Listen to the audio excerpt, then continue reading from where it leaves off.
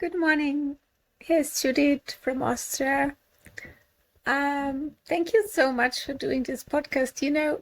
When I heard about the name of this podcast, Post-Exertional Malaise, and that your aim is to also include more severe people, I was like, so I will film this over several days and weeks, so I might appear differently. I really love the name of your podcast because it's sort of, I don't know, the humor speaking from something that is actually pretty hardcore, like post-exertional malaise, and make it post-exertional mayonnaise. Yeah, really love that. Okay.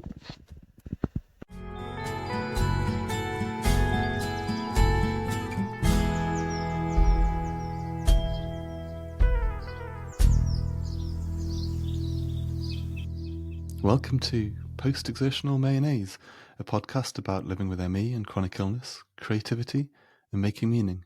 Thanks for joining us. I'm Daniel. We have a really special episode for you this time. On this podcast, we've been keen to raise awareness of people working creatively whilst living with ME and chronic illness. I discovered the work of Judith Schossboeck last autumn, and she and her partner Matthias, a visual and performance artist, have done an amazing job at raising the profile of ME within the creative sector. Judith lives with severe ME, and whilst it wasn't possible for us to have an extended conversation, we explored how we could have her and her partner contribute to the podcast.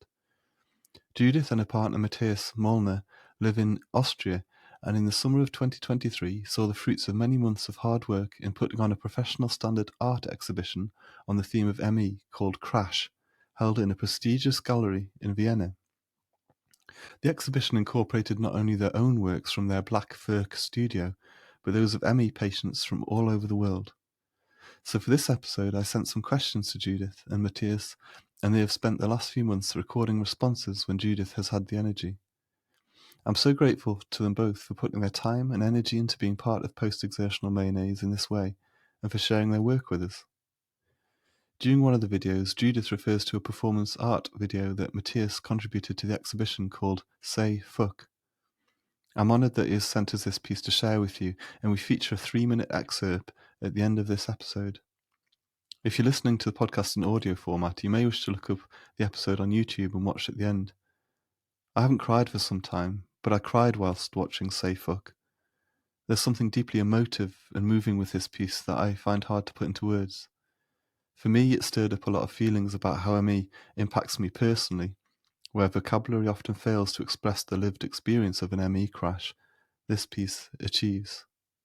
Finally, just a quick content warning. Besides the obvious swearing, Say Fuck is a very emotive piece and may be draining for some to watch. So, thank you Judith and Matthias for joining us. Judith, please tell us about your background before ME and how you became ill. Before I got ill with ME/CFS, I would say I was a very adventurous person. I was a researcher, and to some extent I still am in the way how I approach things. So, I was traveling a lot. I was lucky enough to study for my PhD in Hong Kong. I have a PhD in media and communication, and that allowed me to live my dream of connect with different cultures and study in an absolutely wonderful and high-ranked research university. I was also not the kind of person that didn't know how to relax, I made sure I left the office and did yoga, had some fun. I loved parties. Yeah, so that was me. I can't do any of these things anymore, obviously. But yeah, I had to leave my job when my system broke down after the COVID vaccine. I was one of the unlucky minority that didn't do well with it at all.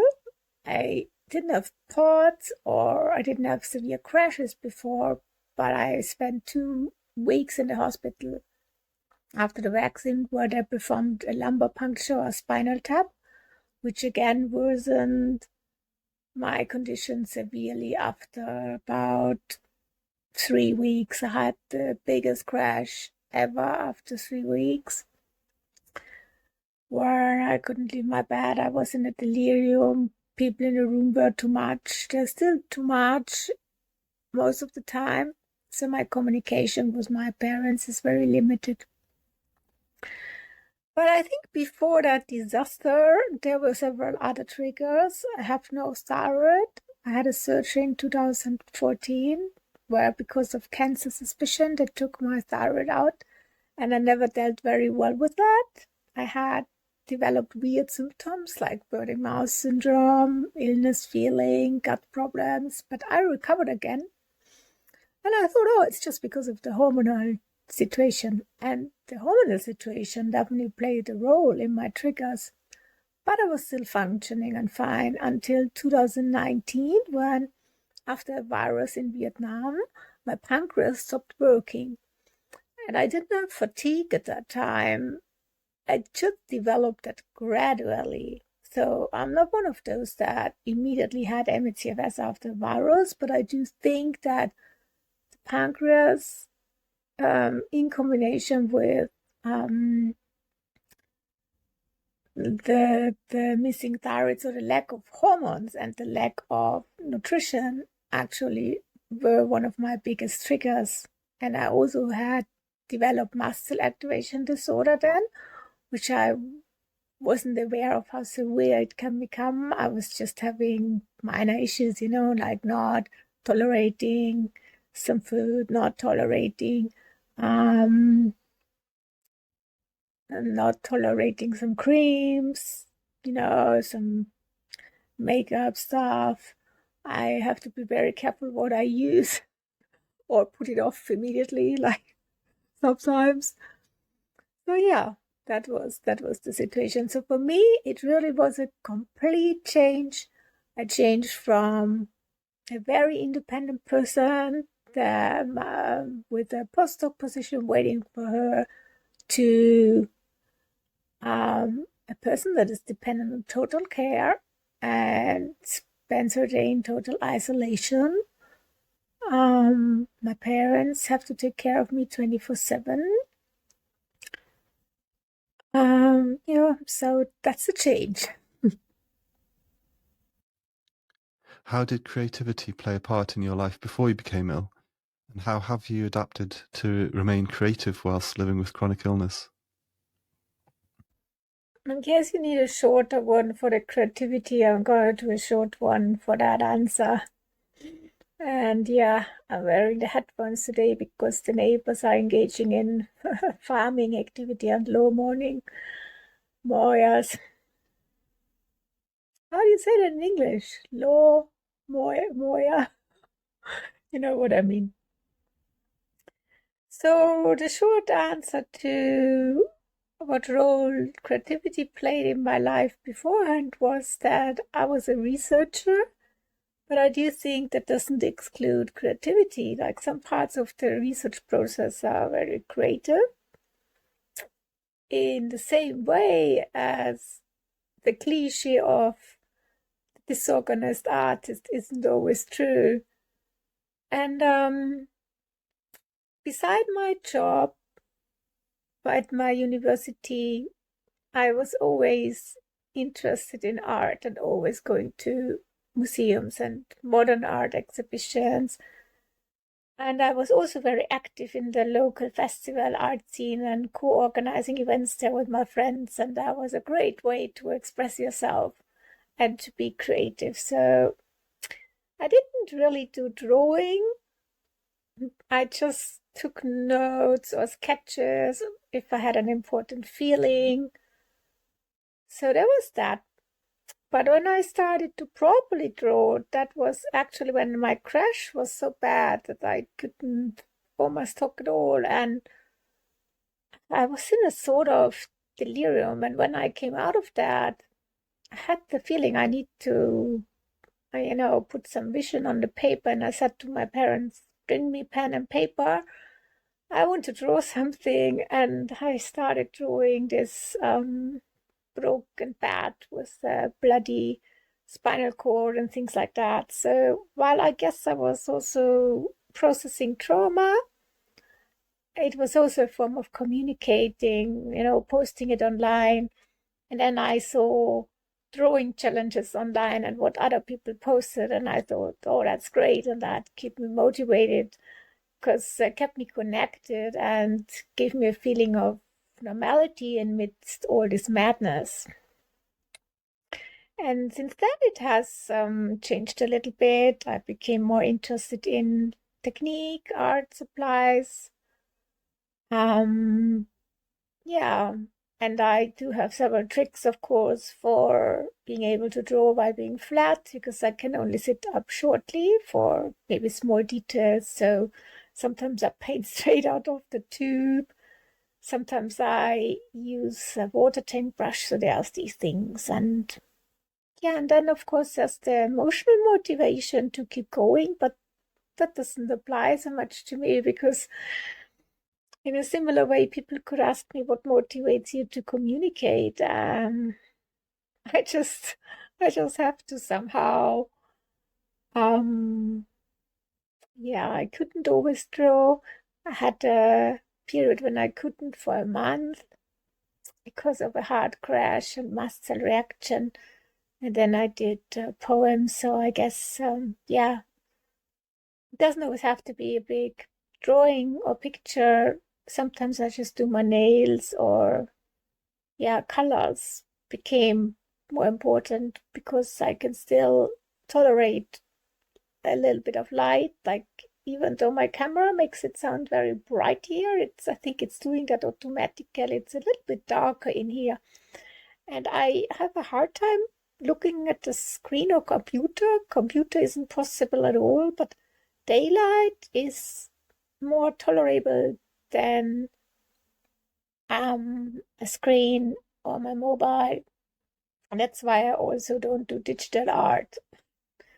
But I'm not drawing in normal daylight, so it's always a little bit darker here. So maybe that's also why I sometimes use a lot of color. I don't know. How do you manage the desire to be artistically creative whilst living with severe ME? So regarding the question, how do I manage to be creative while having severe ME? I do think that, in terms of organizing and that I don't manage very much at all. That's the main feeling I get, even though I know there's a lot of micromanagement going on. And on the pragmatic level, there's a lot of tricks I utilize. Like, I organize myself that drawing in bed and lying most of the time and only sitting up occasionally for doing some details is as easy as possible. So I do have several, color limitations. Sometimes I have this water tank brushes sometimes I draw straight from my pillboxes, or is my pancreas and bottles. They're quite useful because you can use and hold them in bed, and you don't always, if something gets poured over, it's not like a whole glass. And so on the pragmatic level, there's that, and I do have to manage my emotions of, always being kicked out of the process, always being stopped. A good example is the drawing challenge in October we had. I got completely kicked out by a completely hardcore unexpected crash. And this maybe got to do with the fact that I also have a spinal CFS leak, and so a few things are overlapping. It's not so linear as if I'd only have ME, but then again, I think many people can identify with that, not only having one thing. I would say it's always this dichotomy between trying to control the things that you can control and submitting to the things that you cannot control, accepting that there's essentially things that are out of your control. And on the level of emotional management, I think for me the important thing is to remind myself that I will be able to get back into that creative mood again, even though I don't believe it always in the moment, because we don't believe that when we are tortured and our brain can play tricks on us. We have mental sorts of PM and this sort of thing. I tell myself, now is not the time, but I will come again in whatever form. And I had a time when I couldn't draw for very long. Then I did poems. And so, yeah, I actually, I hate it. Like everybody else. Who does hate that? If you're really passionate about something and you're absolutely not in control when you're allowed to do that. It's just, it's a capturing of your creativity and of your creative mind. Nobody loves that. And nobody would say I'm in control. But yeah, it's management while still being completely out of control.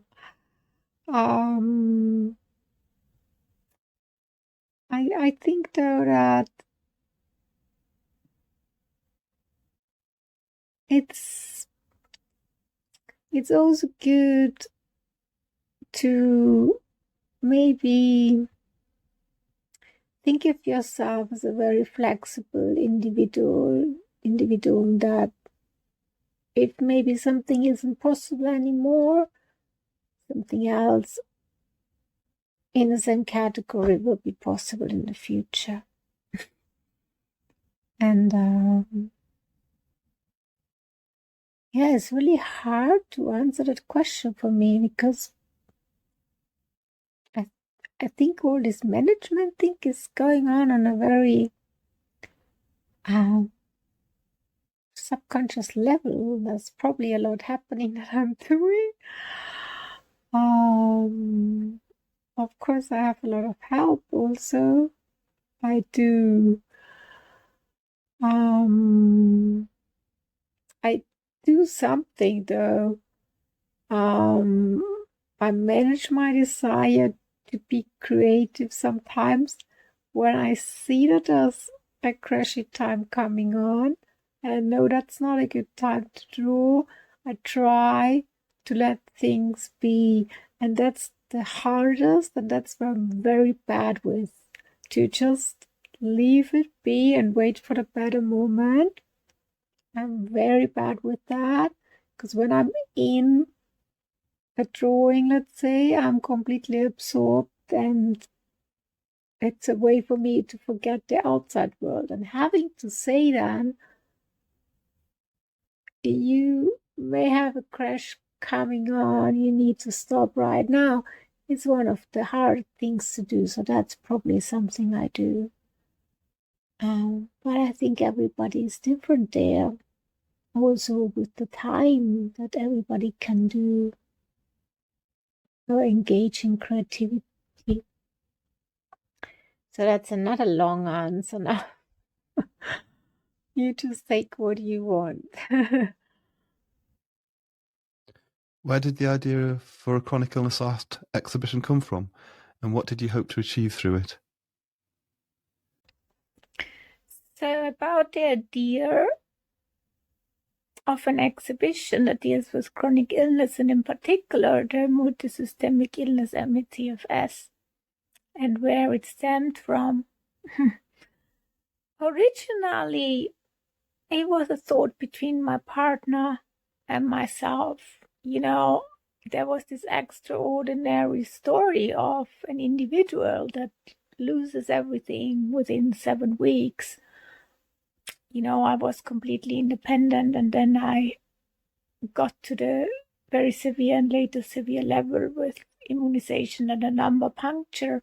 And I guess many people who've been going through similar tragedies in their life, like being completely disabled from one day to the other, from being a person in midst of life to part of the involuntary subculture of the chronically ill, is quite an experience. And I think strong experiences translate greatly into art. And my partner, who already was a professional artist for many, many years, of course, had an eye for this story and was also looking at it from this perspective. He wasn't telling me, please tell your story, but at one point I said, this is so ridiculous. I really need to make it well known. And then, of course, there was the second thought of the political aspect, that these people, in particular severe ME sufferers, are hidden away from society. They are invisible, but they create a lot of things. They are heroes in creating and being creative. And so later on, this idea of wanting to make the work of these people more visible, but also do it in a professional context of a professional art show, became more important.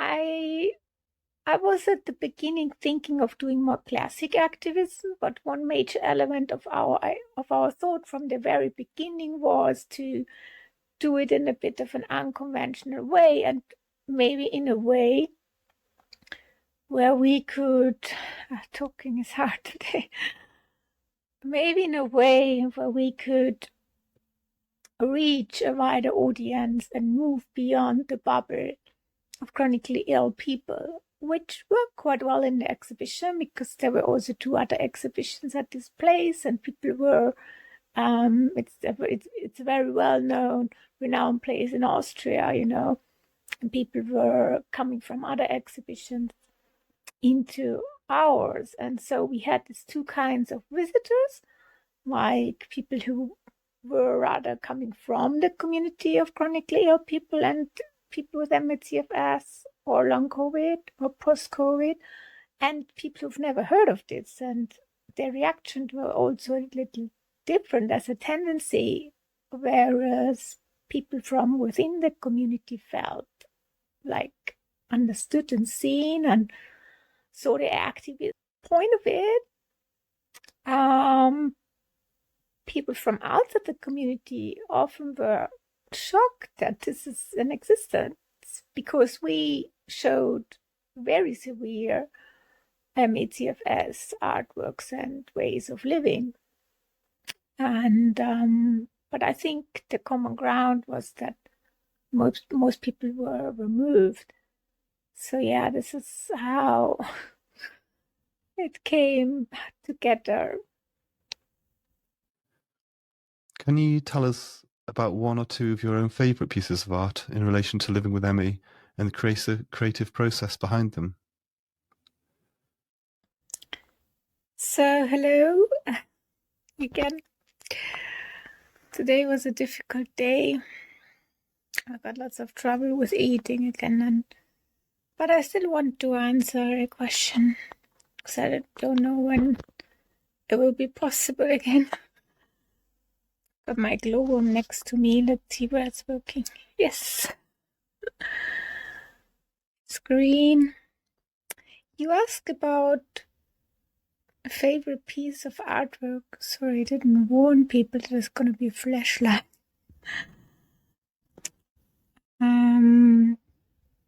a favorite piece of artwork and the creative process behind it.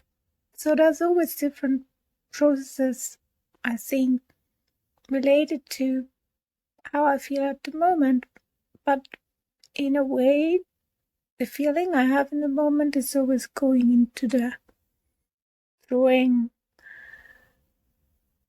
In a way, and sometimes I paint completely wired.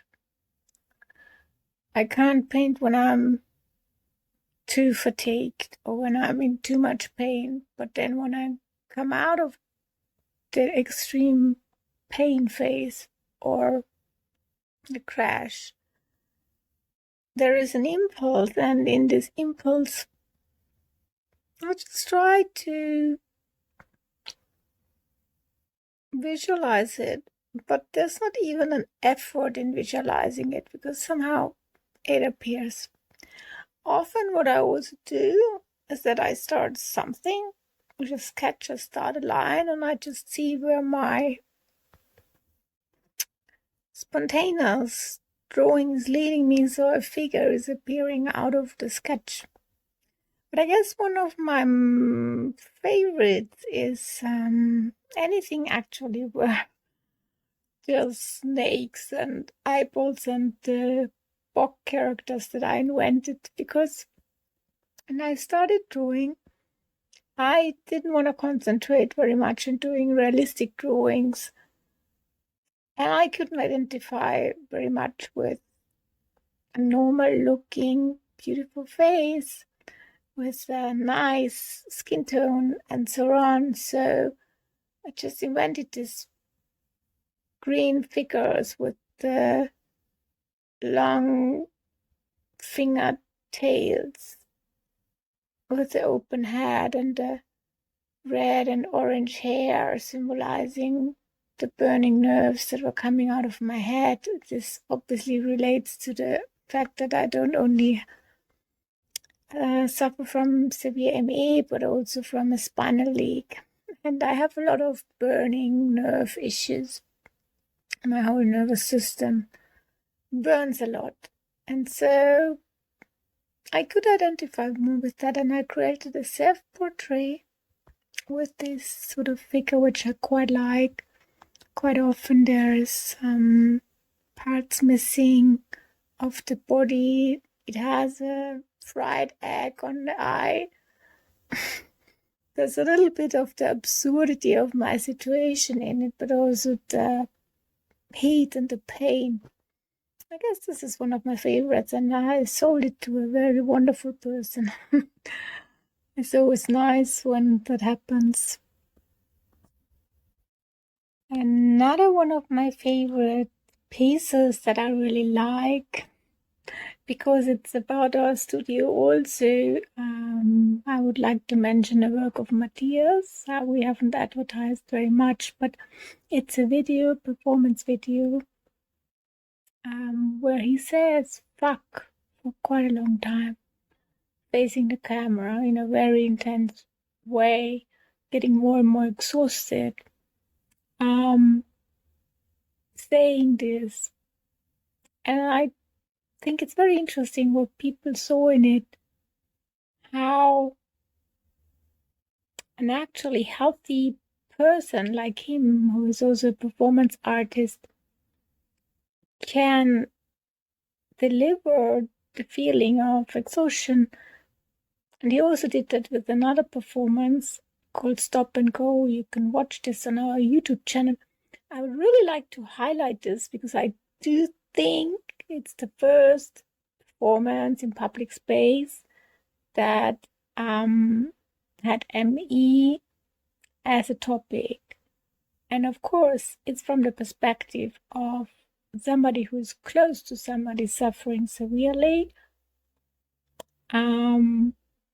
But a lot of people thought it symbolizes feelings of the illness quite nicely. I won't spoil the performance part. What I do find quite interesting with this art, I would love to do performance art myself, but I can't. So I have to focus on what I can do. we have so many ideas what we would realize if I would have a little bit more strength. But what I do love about that aspect that it's far more interactive, and particular with the video where he says fuck all the time. I mean, it's in the tradition of several more well-known art history as well, which I won't go into detail here, but you sort of develop a temporary relationship to the viewer, and it's interesting in what context you do these things, because I think you could show this video in another art exhibition and people would interpret it differently.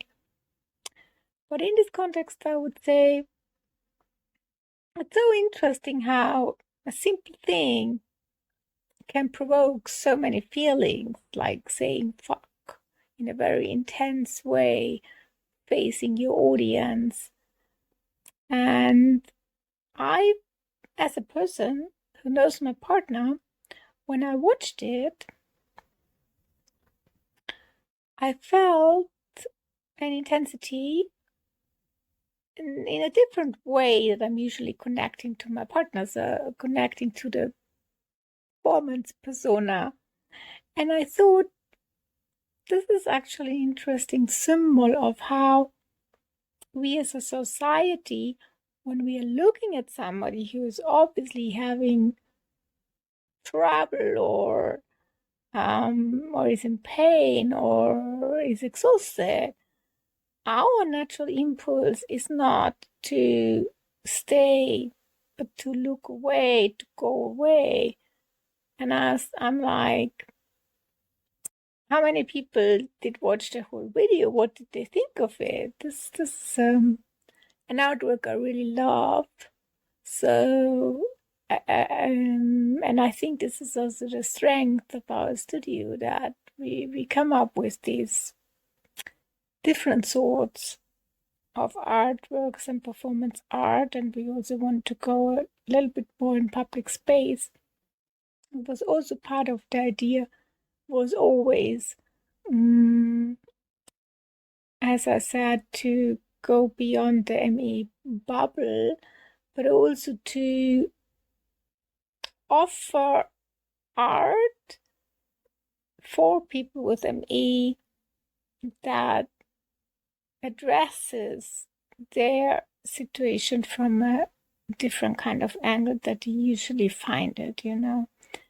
And yeah, I guess that's why I wanted to mention it. I guess it's not only about visual art and pictures what we are trying here. And one artwork I really also liked was when I was just taking Polaroids of myself in the crash or in the not crash situation. It's actually a very simple idea and simple work, because a friend, she and many other friends, they bought me this smartphone Polaroid printer for Christmas. And I thought it's so difficult to capture how you're looking in a crash. Everybody only always sees our perfect self, our best version. And I tried to deliberately capture the bad moments when I could. Obviously, there's moments that are so bad when I'm in paralysis and stuff that I cannot take a picture. But I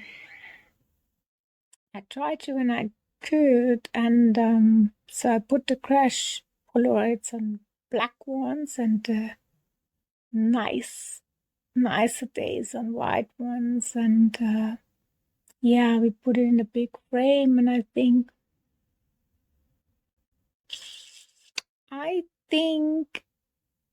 you know, I'm always much fascinated and grateful for people who are brave enough to show this other side, and you usually see it on social media.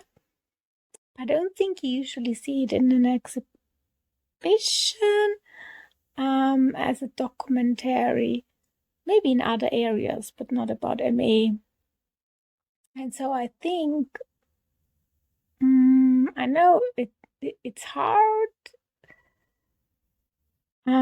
to show yourself like this to the public. And I also need the nice social media pictures and the beauty, because I still need beauty. I need to show the good side on social media as well. But I found it much easier to do this kind of thing, like showing the other darker side and my not so lovely face in the setting of an artwork, then I find it on social media, even though I also try to be very honest and transparent there. So I do think that creating something like that really allowed me more artistic freedom. And so this is why I also like this work. So that's been one picture, one performance art of my partner, and one Polaroid work as my favorites that I would mention. But in a way, the favorite artwork is always the one you're working on at the moment. You gave a platform to chronically ill artists from all over the world. This must have felt like you brought a community together in a special way. Can you tell us about the logistics of this, and was it a challenging process? Hello again on a good drawing day. Actually, about the question whether it was a challenge to bring together artists, actually, a lot of our artists had severe ME from all around the world. Yes, it definitely was a challenge, and I could talk so much about that. But I think there were mainly three challenges. On one hand, my illness and my condition, and to work in a team together with somebody that is healthy and somebody is so sick, even though we know each other well and we are a perfect team, it really was challenging because, for example, 2 months before the exhibition, I was still in a crash, and 4 months before the exhibition, I started to get really worse, and we didn't know whether that would get better, and we had to decide whether we wanted to move forward with that. So in a way, it's like, what do I prioritize? The project, the idealistic project, my own health, what's better, and we decided to go forward with that. And the other challenge was that working with severe ME people and creating them doesn't only mean just like you would have it in a normal exhibition where people would send their work and they could come to the exhibition themselves. I also didn't visit my exhibition. It doesn't only mean curating, it also means sometimes jumping in, spontaneously troubleshooting, editing the work that is presentable in a way, because a lot of people may have health issues. And a few people actually really fell out, so they couldn't access their files, their artistic files, or even send it to us. So we tried to work around that, edited some text, put it together in a way that is presentable. Luckily, Matthias is a real whiz with that, and he knows how to do that. But we also had, we had some artistic standards that we wanted to meet. It wasn't only just showing people who do MA art. It was also the whole concept. We really didn't want to compromise there. So we wanted to present things in a way that is really good art. And I think that we actually succeeded in that. And we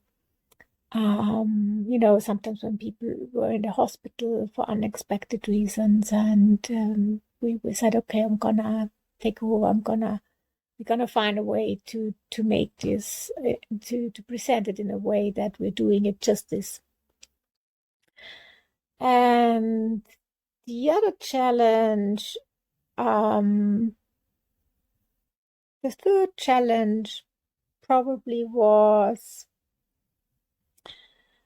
that our audience was also a mixed audience between people from the community and people who are not from the community, expecting different things from an exhibition in the middle of Vienna in a well-renowned place. So some people were, turned off that we suggested to wear masks at the exhibition, whereas other people wanted that very, very much. And we decided for a good middle ground in the sense that we suggested strongly to people to wear a mask, and because we also had the symposium and the opening, and so this was also a thing. On one hand, our idea was to really attract people who have never heard of this as well.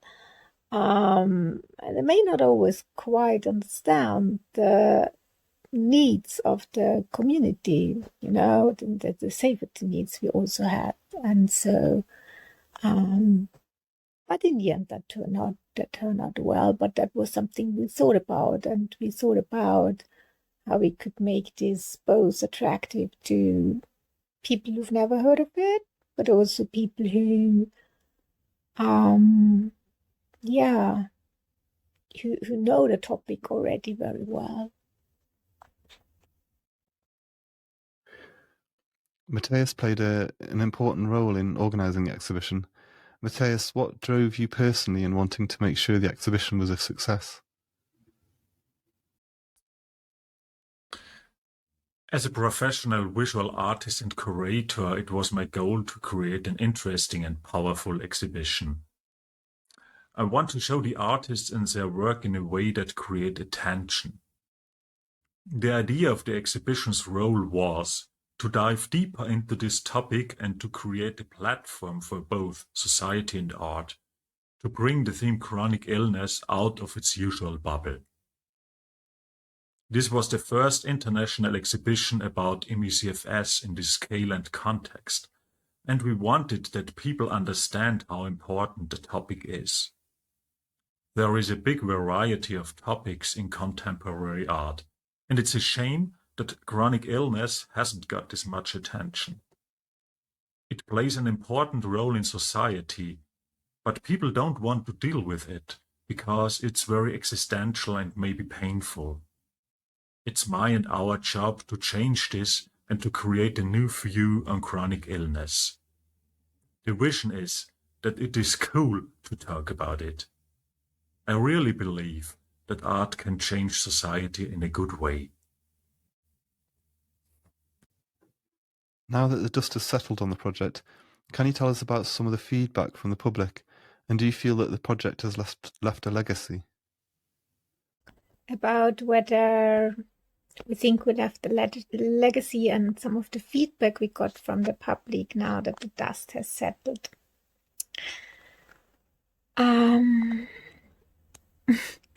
I think most often the feedback we got from people, no matter where they came from and whether they were from the community or whether they've never heard of it, that they were very moved, but maybe moved in a different way. We got people that never heard of this and they were shocked, they were shocked that this is actually existing.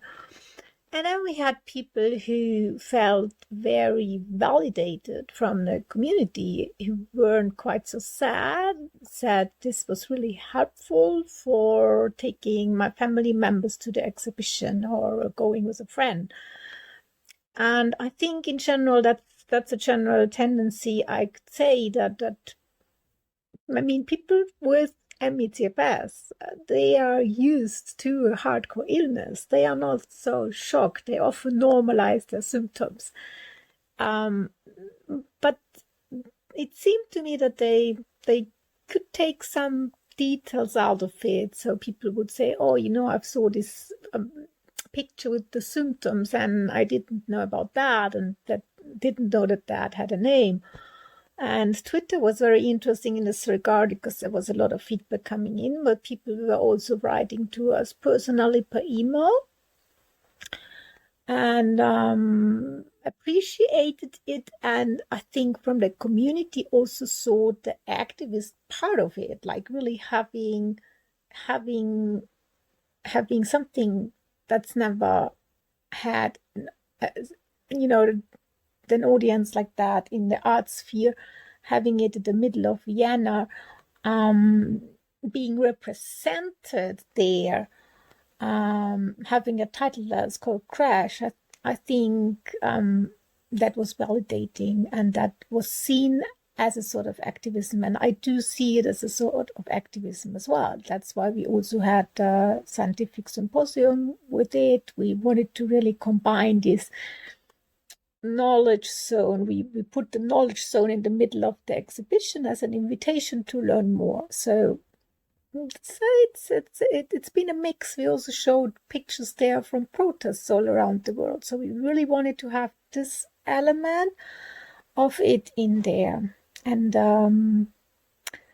we got a lot of feedback from journalists also. I'm happy to say it was covered in the Austrian TV, and here the beauty of the community was apparent once again, because we posted that there is this Austrian TV feature, and then people from the community contacted us and offered to do English subtitles for it so we could spread the word. And this was really beautiful to see. And for me, it was also, of course, really nice that there were some art lovers who bought our art, because this is actually necessary from a finance standpoint, which is often forgotten, that we have to finance it somehow. And so in the end, I think, there's a little bit, I think we made a little bit of history there. I can proudly say that, because it's never been done. And Matthias really went out of his way to organize this. And we're going to have more accessible online for sure. Do you have any further projects planned? So we now have one of the rare days when we can actually be together, and I have enough of a voice. So we thought we answered a question together about the question whether we have further projects planned. Yes, we always plan something. Because we always have heaps of ideas what we could do with the Black Work Studio. But of course, there's also the situation of one person being extremely sick, and we are a two-person project, and Matthias also has to do other art projects to make a living. So, but there are some ideas. Yeah, we have. And in the moment, I'm working at the online version of the exhibition because we want to give people the chance to see the exhibition also in another form, not in a physical way, but in a digital way. This is now my bigger project, or our bigger project. And we have also ideas to make a book, a catalog, also with our exhibition, but with more information, with other artists, with other topics about ME/CFS. And there's also an idea about an sculpture in public space, because this is one of my special topics as an visual artist, to build bigger sculptures in public spaces. And yes, we also want to do this with the MECFS topic. Yes, so if there's anybody out there who'd like to finance something like that, we are always happy to hear about that, because it always depends a little bit on funding as well. And other things we're doing is answering journalist requests. Yes, this is also lots of work. Which is, yes. And we are often getting some ideas from the community, and never know, maybe it will be something completely different because an idea might come up spontaneously.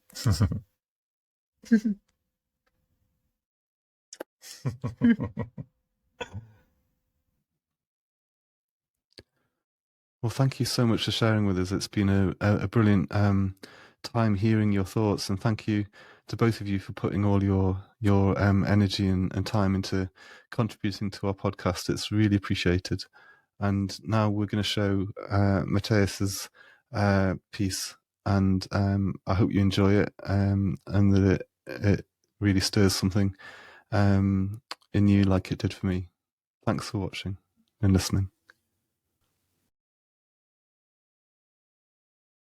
Fuck. Fuck. Fuck. Fuck. Fuck. Fuck. Fuck. Fuck.